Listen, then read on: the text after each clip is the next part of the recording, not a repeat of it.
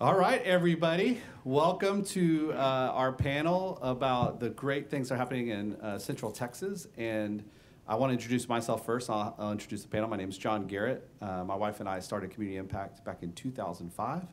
We're now the largest local news organization in all of Texas, reaching over 2.5 million Texans in Austin, Houston, Dallas, and San Antonio. Our home is in Central Texas, though. My wife and I grew up in Pflugerville, went to Pflugerville schools, and she's a rare, true Austin native. But we love the city, and I feel very fortunate to be on this panel of these city leaders who've made Austin and the region such a great place to bring up a family and to work and to build a business. So I'll start by doing introductions, if you don't mind introducing yourself, and then if you'd like, who you got, Texas OU. Well, that's pretty simple. John, my name is Bill Gravell, and I'm honored to serve as county judge in Williamson County. I'm the chief executive officer, and tomorrow is my son's 35th birthday, and we are celebrating the University of Texas thumping of Oklahoma. So we're pretty excited. It's Texas. That's an easy call. All right, that sounds good. Mitch Jacobson. I work for the University of Texas. So I've been a part of this startup ecosystem in Austin for the last 24 to 25 years. So I'm right here representing UT and innovation, entrepreneurship, and commercialization that comes out of UT, but also as part of this big startup world that we live in Central Texas. Good morning, I'm Gary Farmer. I'm chairman of Opportunity Austin. Founded it 21 years ago and have been involved, I think, each and every day. Also president of Heritage Title Company. Hook 'em. Good afternoon or morning. I think it's still morning. Dave Porter, Executive Director with the Williamson County Economic Development Partnership. Go Horns. Good morning. My name is Annette Tielle. I'm the superintendent for Del Valley ISD, and I am excited and proud to be here because our kids are here, and they represent our robotics team and our auto tech students. They are amazing, and if you have an opportunity to go by and visit with our kids, you'll learn about why they're so amazing and what they are learning in terms of hybrid, how to work on hybrid cars, how to work on EV cars. They told me, however, that at this point they still want me to have a gas car. That's good. Let's start with this panel's about why Central Texas, and I think the easiest thing to do is to start with those key assets and key strengths of the region. So when you think about the key strengths of the region, what are the one or two things that come to mind to say, hey, this is why businesses and people should be thinking more about coming to Central Texas? So, being part of this incredible university, there is I think this is a factoid, you can look it up. If you put a circle around Austin, about 150 miles, there are more college graduates that are graduating out of not just the University of Texas, and we will include A&M in this, Texas State, which is a huge university now, and other universities, including our community college system, which is one of the best in the country, Austin Community College. There are more students that are graduating there than in any other region in the country. So talent is built in. And I went to the University of Florida. So that's Gainesville, Florida. That's right in the middle of the state. Nobody wants to stay in Gainesville, Florida when you graduate because there's no jobs. It's a nice city.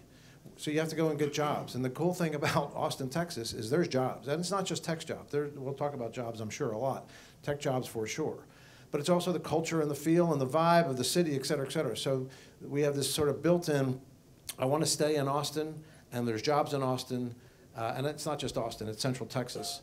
And so it's this built-in workforce. Secondly is this tech scene. I mean, this tech scene has been around for a long time now. And the venture capital world, when I first started in this world, there was one venture capital company in Austin. It was called Austin Ventures, and it was sort of the big bully out there. And now we have something in the neighborhood of 70-some venture capital companies. We are not Silicon Valley in terms of the amount of money and the amount of venture capital companies yet, but it's coming. So that has been built up over the last few years, and it's just a tremendous asset. Dave, let's talk about Williamson County, or Judge Gravell, you can as well. Talk about the strengths that you see from the county perspective. Whoops, sorry. You know, Williamson County has a lot of opportunity. There's a lot of land. It's a big county. It's a pro-business county.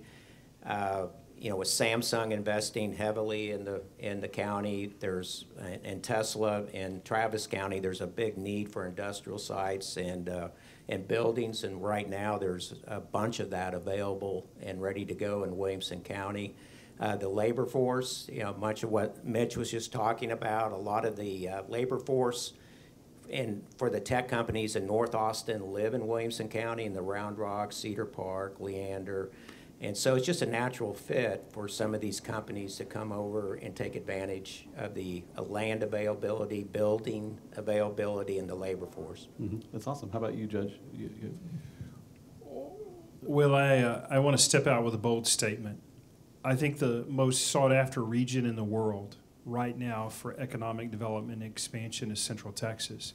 We see companies domestically, multiple companies from California that are relocating, but internationally we see companies from around the world, right? And so I think we have the labor force, I think we have the workforce, but we also have innovation when it comes to workforce. I was just meeting with some executives from TSTC, and they're doing a $60 million expansion in Hutto, Texas, right? And that may seem small, but that plays into the workforce solution. And look, I think in Central Texas, we have the workforce. I think we have the available land. I think we have the right attitude.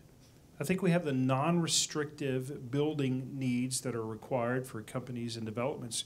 My experience with world leaders and those that are desiring to expand is, hey, is it really going to take me 36 months to build in your region? And I say, yeah, if you build somewhere else, but if you build locally, we have the opportunity for you to thrive and be successful. You know, often the University of Texas commercial says, what starts here shapes the world. And it's a great commercial. But when it comes to economic development, there's nowhere else in the world that's competing with Central Texas right now. And I'm just a small piece of that, and I'm so proud to be a part of that. Well, let's talk a little bit more about that. Gary, I want to go to you next because you talk to companies from around the world, and you've been involved with a lot of big deals that have happened for Austin and for the region. You know, earlier this morning, Dallas region was here talking about the Dallas region and the amazing things that are happening there. Houston, same. You know, I get a good perspective at CI because we see it all across the state. I'm curious for your perspective, though, when you're talking to companies that are looking to move to Austin, is there something that you regularly hear from them that kind of differentiates Austin from those other regions and why they would choose Austin or Central Texas? John, as we've talked a bit, why Central Texas? We're the human capital. These companies are coming for many reasons, but the primary reason, they're coming for talent. As Mitch suggested, within a 100-mile radius of the city of Austin, there are over 400,000 college kids pursuing their highest educational aspirations. And oftentimes they will stay in the region. And that's a positive. But number two, our region is the #1 domestic in-migration market in the country. We have more people coming. Those people that are coming by a rate of greater than 50% have a 4-year college degree. So as they come, they're accretive both quantitatively and qualitatively. So we're organically producing our own workforce. We're attracting tremendous workforce. And then, as I hope you all saw today, we announced the Make It movement, that we're going to reach into the junior highs and the high schools and help these folks, these young, great kids who aren't necessarily planning to go to a 4-year college. We're going to help them, whether they want to be an electrician, a plumber, a welder, a carpenter, a pilot, a lab technician, you name it. There are many different professions that they could go into. We're going to help them do that. So it's all about talent, in my estimation, more so than anything else. But the fact that we're in the state of Texas where we have a light regulatory touch, a lighter tax touch on these companies, they can actually come and be successful in the state of Texas and in Central Texas for sure. So we talk about workforce, the workforce being the strength. I'm curious on the weakness side, how is our workforce availability. I'll start with you, Dr. Tielle, because I know you're doing a lot of work with that. You want to talk about what you see in Central Texas in terms of workforce? I think we have a real opportunity to engage our students, and the workforce is there in our school districts, but we need to learn how to tap into that talent because it's there. But that's about preparedness and getting our students prepared to be able to enter the workforce. And we could talk about it a lot, but unless we have a solid plan, it won't happen. And that's what we do in Del Valle ISD is we have a very solid plan. If you walk into any of our career and technical education labs, what you'll see is our students are involved in real internships. The students who are here today from our auto tech program, they're getting hired right out of our high school and going right into the city of Austin. They're being fought over. We have the airport fighting over them. We have the different dealerships fighting over them because they truly are prepared. And something that I've been pursuing and really fighting for since I became superintendent is an aligned plan with the business partners so that we can truly prepare our students in high school to be part of the workforce, whether they choose to go right into the workforce as they graduate or whether they choose to have a 2-year associate's degree program or a 4-year degree. What we also try to do is make sure that while they're in our high schools, they're getting that dual credit and the certification and being exposed to the business partners who come right into our district, work with our students, train our students, and bring them into their industry. So we have an opportunity with the students who are here in Texas that are in our school systems. So Dave, I want to go back to you because I know you were just in South Korea visiting Samsung. Williamson County, I believe, has a presence, like a permanent presence. Well, you know, we have a physical presence, right, in South Korea. What are you hearing? I mean, they're building this. If you haven't been out there, it's just, you just can't explain it. It's just the biggest construction project I've ever seen, obviously. But what are you hearing from Samsung and from all of their suppliers, right? And what are you hearing about workforce availability? Is there a problem there? Are they feeling okay about the availability right now? I'd love to hear your thoughts on that. So that labor availability is the number 2 question that we got or received from Korean-based companies. The number 1 issue is the cost of doing business in the U.S. is about 35% more expensive than Korea or other places where they typically invest. But yeah, so that it's a very important.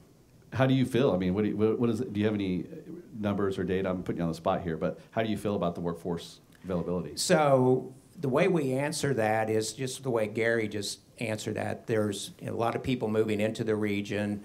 The rapid growth of Williamson County, we're currently just over 700,000, projected to go to, 1.6 million, by 2060. So there's a lot of movement coming into Williamson County. But the workforce, the key thing, or one of the key things, I think the whole U.S.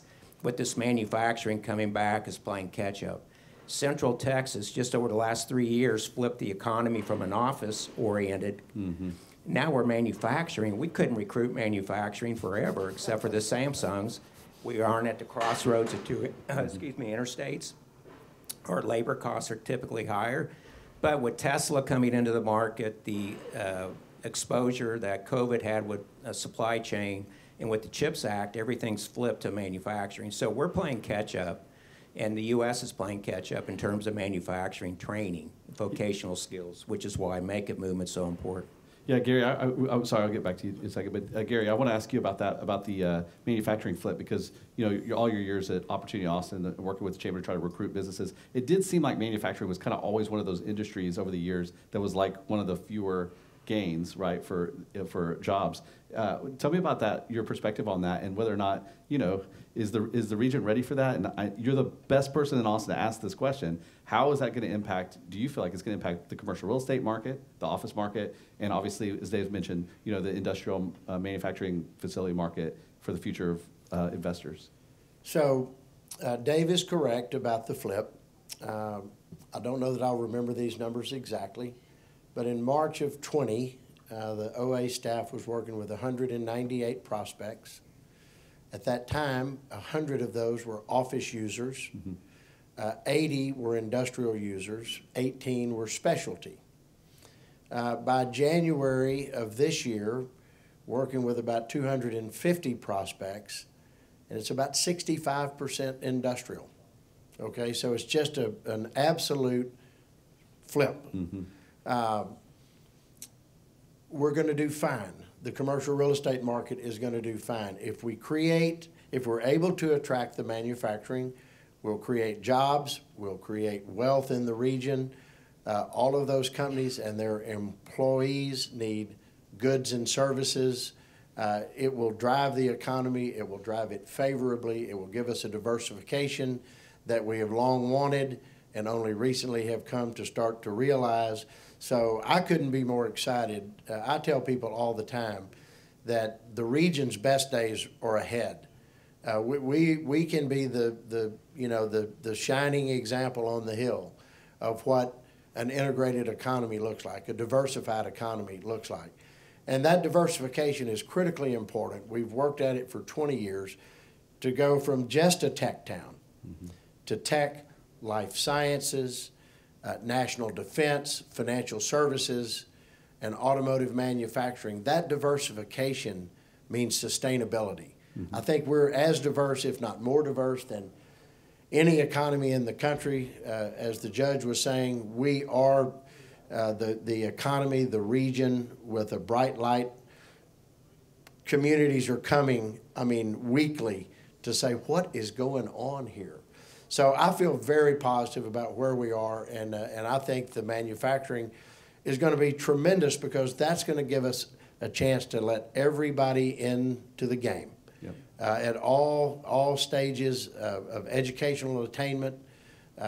It's going to be a wonderful thing holistically. Yeah, and you missed out government. We have government there. That's always growing. We have government. So, yes, we do. So Mitch, I want to go back to you because you have a unique perspective. I don't know how early you were in Dell, but I know you started in Dell like in the 80s, right? In 1989. So they were manufacturing in Austin. Austin was a whole different town.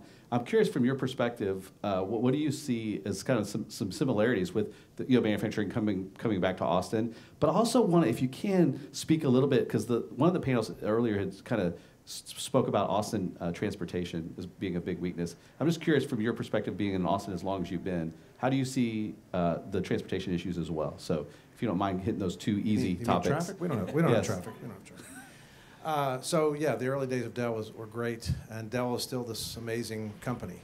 And what's interesting about Dell, if you go back and look at it, if you've been around for a while, and I know Gary knows about this, and I'm sure Dave does as well, there was this company called CompuAd, which was neck and neck with Dell back in 1989 and 90 and 91. They were doing exactly the same thing we were doing, and I'm sure there was other manufacturers, but they were the two sort of manufacturers of computers, and Dell rose to the occasion and is still, they're not the largest employer anymore. Tesla has now taken that place, which I just read the other day.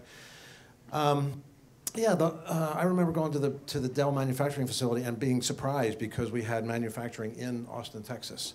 And as these guys have eloquently said, we have tried to get manufacturing. Ed Latson, who still is the executive director of the Austin Regional Manufacturing Association, ARMA, just became his head of Opportunity Austin, which is fantastic. That's to show you how big manufacturing is to this Central Texas region. And Tesla, of course, I think expedited that. And I was going to talk about Del Valle because that whole region and what has happened out there, Tesla's a big part of it, the airport's a big part of it, but your students and what they can take advantage of. And I'm on the board of the Austin Community College Foundation, raising money for students to go to Austin Community College. That's a 2-year college that now that feeds into other universities, but also has a deal with Tesla to train kids how to do robotics and other things. So you don't have to go to a 4-year college. Transportation. That's he's going to talk more about that. You that's pass that on to Gary. It's look, we are not Dallas and we are not Houston. We are this compact town in Austin. Yes, we are growing into Leander and Georgetown and Elgin and San Marcos, and it's finally sort of coming together. We've talked for years about how San Antonio and Austin are going to make this Dallas-Fort Worth transition, and it still hasn't happened because it's just that much further away, right? And so a train system and other things would be, you know, it is in the coming, and I'll turn that over to Gary because he's more knowledgeable about that, and it is a very difficult conversation. Well, John, we're working diligently on transportation, on infrastructure. In the past 15 years or so, we have approved and are built. We're driving on some of these roads. Others are under construction. Some are still in planning. Over $20 billion worth of roadway infrastructure in Central Texas. Our focus every day needs to be on regional infrastructure, okay? And we're going to do that. We've got a big project making great progress every day, I-35. You know, from Kyle Buda up to Round Rock, it's going to be completely revolutionized. That's going to be a great thing. It's going to be a little painful while we're doing it, our version of the big dig. But we've got to continue to focus on that every day. But if you want to talk about infrastructure, we need to expand. We need to open the aperture. We need to be talking about water. We need to be talking about power. We need to be talking about those things that we're going to need, because if you just apply our historic growth rate, in 20 years, we're going to be over 4 million people in the region. If you listen to all the demographers, we're going to be 4.5 to 5 million people in 2050. That's not very far in the future. So we need to start acting like the 10th largest city and one of the largest regions in the country in terms of our planning.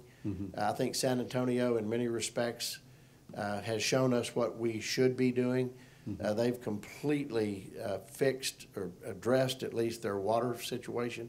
We need to be doing those things too. That's really good.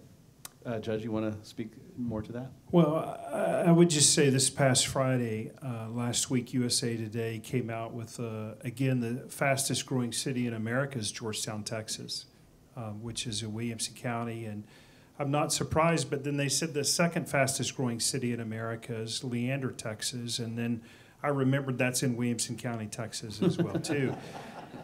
This November, the County Commissioners Court has placed a bond proposal for about $825 million for road infrastructure. And I think our residents will look at that and they'll make the decision that's important. But I think it's important for city, county, and state leaders to be forward-leaning when it comes to infrastructure. You know, one of the valuable lessons that I learned through working with Samsung and bringing them locally is that we didn't have the water infrastructure available. And I honestly thought about it and prayed about it, and someone shared with me about a Canadian-based company by the name of EBCOR, and they said, Judge, what do you think about going out to a Canadian-based company, and seeing if you can't get them to partner with a Korean-based company? Well, currently, right now, EBCOR has $2.1 billion worth of construction projects on the ground in Williamson County and in Milam County as well, too, right? And so I think we have to think collaboratively about water and wastewater. And to Gary's point, we can't forget about electricity. I'm so excited about Encore and their partnerships in Williamson County and the region. But we think about companies and businesses and organizations that we want to land. But I just would challenge everyone, and even the students watching online today, you have to think big, right? You don't land multi-billion-dollar and million-dollar corporations with thinking small. And back to the point that the superintendent spoke about just for a moment, if I can go there. Every economic development project in Williamson County now involves mandatory mentors and interns with that corporation. In fact, we had a major worldwide corporation that wanted to come to Williamson County, and we asked them to do mentors, and they said it doesn't really fit in our business model. And I said, well, that's fine then. We're just not going to incentivize you to come to Williamson County. I think the most precious resource we have, and we've got to think about water and electricity and workforce, I think it's our next generation. And I think it's the kiddos that I've seen walking around here today. And you want to know why Texas? That's not a complicated question. The reason why Texas, you just got to look at some of these kids we've met. And I just would ask you, why not? Why not that next generation? And by the way, I'm a kid who grew up on East Main Street in Round Rock, Texas, when the biggest city in Williamson County was Taylor, Texas. And the only job I could find in the region was in Hutto, Texas, sweeping the floor at the cabinet shop. And before I die, I want to give every opportunity that I can to every kid in Central Texas to have not a handout, but a hand up. And by golly, I want kids from Del Valley and Manor and from Pflugerville and from Round Rock and from Georgetown and Hutto and Taylor to have that opportunity. Because what else are we for? It's not about making money anymore, John, it's about making a difference. Mm-hmm. That's good. Just from my perspective, seeing the vision from, I mean, there's a lot of vision on this panel, but there's always been a lot of vision in Central Texas business leaders across the region about making it a great place to live, work, and play. Like that's been the generation before us that's what they've built towards, and they've made it happen. I'm curious for you, Dr. Tielle, as we think about the next generation, all the work that's been done to create Central Texas into this, burgeoning hub where people from all over the world want to come and be a part of. What are some perspectives that you have from the next generation on how we can kind of spur that spirit of vision on, and what are they looking for? What's their hope for the future of the region? Do you have a perspective on that? Yes, so as school leaders and even business leaders, I think we have a responsibility to the students who are out here. It is our students who are the future generation, the future workforce. And I've been at the Capitol testifying to the legislators to provide some type of funding to business industries so that they can be those mentors and they can provide internships and externships. One of the biggest hurdles that we face is that as school leaders, we don't know what the industry is looking for. We have wonderful programs, but there are some very technical skills that our students need to learn. And we want the businesses to provide those types of skills and trainings to our students, yet they don't necessarily know how to write the curriculum to provide to the schools. So therein lies the problem, and what I've asked the legislators to do is provide funding and incentives for business leaders and businesses and industries to have authentic internships for our students so that they can create that curriculum and they can provide paid internships for our students. The biggest motivator for our students is to be able to go into the workforce when they're in high school, but many of them have to work 2 or 3 jobs, and many of them do not have the time to have that internship. So if we can pay them for those internships while authentically training them, it will save us money in the long run, because that's where we can prevent unemployment. That's where we can prevent homelessness. That's where we can prevent adults going into the workforce and having to provide the training at the industry level when we could do it at the school system, in the school system. So I think when we look at that next generation, we really need to put our resources into the school system right now to provide that support for them. All right, let me see if are there any questions from the audience? Yes, sure. The question is about veteran talent to the workforce. What role does veteran talent play in the future of Central Texas? Well, as county judge of Williamson County, we have a Veteran Services Office, and we have the largest Army installation in the world just a few miles outside of our border in Bell County. We work energetically and passionately and enthusiastically, and whether it's recruiting veterans to serve as employees in Williamson County or to recruit them for businesses. Look, I think we have a really amazing resource available with our veterans. And as a county that might have the largest veterans population in America, or in Texas at least, we're pretty proud of that, and we work hard. Look, if you served our nation, you have the opportunity to serve in Williamson County, Texas, and we need to help you connect that way. I live in this world of startups, and there's a lot of incubators and accelerators and co-working spaces all across Central Texas. There's one called Bunker Labs. So Bunker Labs it didn't start in Austin. I think it started in Chicago. But we have become this military town. Just like we weren't a manufacturing town, we've now become a military town because of years ago, we brought a defense energy summit to Austin to talk about energy in defense, whether it's forward bases or here. And that has turned into the fact that we have a lot of innovation that's going on in Central Texas, whether it's at universities or incubators and accelerators like Capital Factory and others, that the Army chose Austin, Texas as their place to build Army Future Command. And that is looking at innovation in the military, in the Army in this case, but the Air Force is there. There's 5 different groups of military organizations that are just looking at innovation for their people, their soldiers, their data controls, cybersecurity, et cetera, et cetera. And this is happening. In fact, at Austin Community College, the old building, which was just rebuilt, which used to be Austin High School, has just become this amazing new campus near downtown Austin, and it has the what's it called?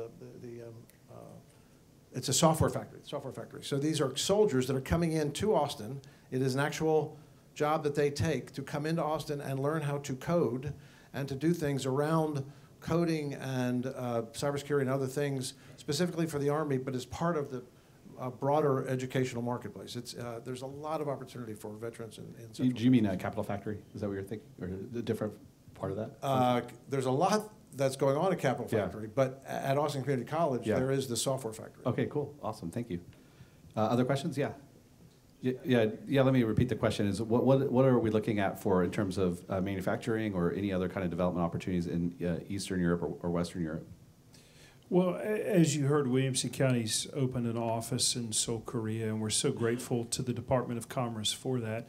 But directly to your question, here in just a matter of a few days in the county, we're announcing a partnership, an economic development expansion with a company by the name of Schunk. And Schunk, am I pronouncing it right? They're a German-based company. And as I've said to Dave Porter in Williamson County, hey, we're doing a really great job in Asia, and we need to continue there. But I think our next great space and our next great place is Europe. And specifically, as county judge, I'm kind of focused on Switzerland, of all places, because I've met a few executives from there, and I think there's just some opportunity. Listen, we may be the most sought-after region in America right now, but if we just sit at home in Central Texas and say, hey, y'all come, I think that's the wrong attitude. I think we need to sit at home in Central Texas and figure out how we go. If you would like to go on a recruiting trip with Judge to Switzerland, I'm sure he'll be taking... yeah, and Europe as well. So let me say that over the past 20 years, Opportunity Austin has not had a full-blown international economic development component. That is very well embedded in Opportunity Austin 5.0. So on a go-forward basis, we will do that. Now, that's not to say, that's not to say that we haven't done certain things to facilitate. Example, we help to incent British Airways. We help to create those direct routes to London, to Amsterdam, and to Frankfurt. We have already voted as a board to approve incentive to find an airline that will be trans-Pacific. And so the airport is talking to certain airlines. We are there to help do that. Roland Pena is our Senior Vice President of Global Innovation and Tech. I think Roland got back yesterday from a trip to Dubai. He's been to Dubai and Singapore now. We will have a full-blown international economic development outreach to recruit companies, to create opportunities for our companies to sell into the global markets, to do those types of activities in conjunction around the globe. There are just a lot, and we know, by the way, we know we can be successful because in 19 years we've welcomed 827 companies to the region.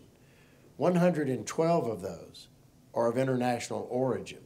So if 112 out of 827 with pitifully little effort, then imagine what we might be able to do with a very focused effort, and that's what we hope to bring to the table. All right, I've got one wrap-up question for them, but I just want to give it a chance if somebody else has a question that they really want to ask. Yes, go ahead. Let me repeat the question real fast. The question is about the state legislature funding. What are the hopes for additional funding for education. And Dr. Tielle, it'd be great to answer this. Thank you for that question. What we really hope out of this session is that they don't hold funding hostage and tie it to vouchers.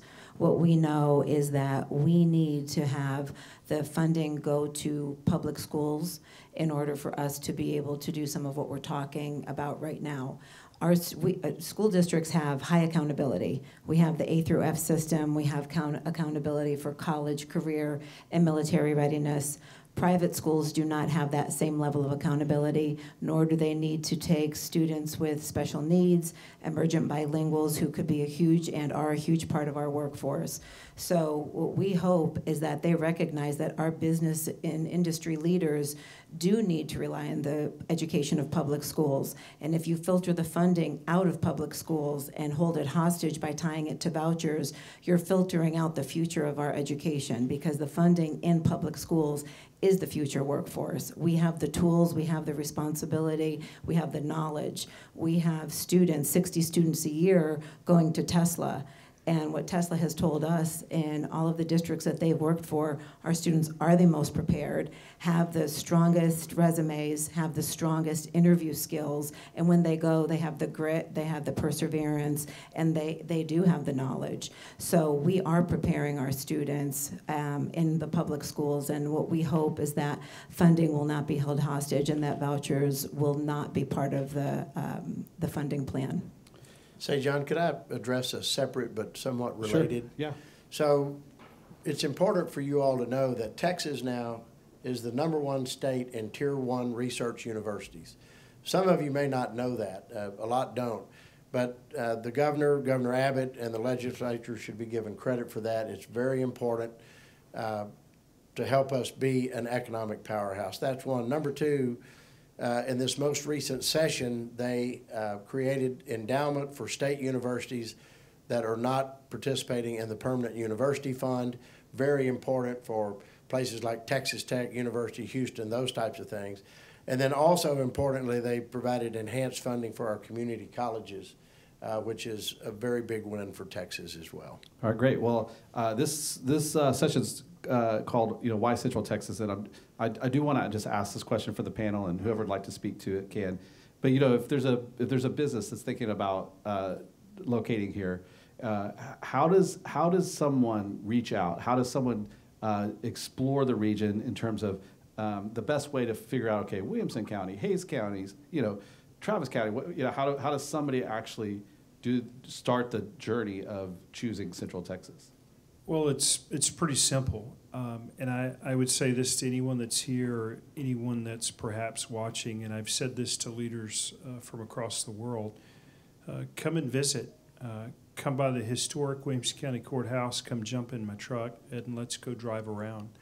And believe it or not, I've driven senior officials from around the world in an old white pickup truck driving through Central Texas. It doesn't take long to tell the story when you can show them the story. And, John, I think about the region, a triangle, if I can, from Pflugerville to Hutto to Taylor. And I believe within the next 10 years, you will see more than $250 billion in capital investment and expansion through multiple companies. And I remember before I became county judge, I didn't even know what the word billion meant. And now that I say the word trillion, it's just staggering. But it's not real complicated, because we have a great community, we have a great environment, we have a great attitude, we have a great workforce, and I think we have some of the best schools in America in Central Texas. And so you ask, why Texas? I ask a greater question: why not Central Texas? And then why would you go anywhere else in the world when you have the opportunity to be successful? Like community impact. Community impact has shaped America in that triangle that I just talked about. Do you guys realize that? So it's pretty amazing. Let's talk So more about that. John, let me say, even though Opportunity Austin has Austin in its name, we are a regional organization. Right. Travis, Williamson, Hayes, Bastrop, and Caldwell counties. We're agnostic as to where a company might locate, as long as they locate in that 5-county area.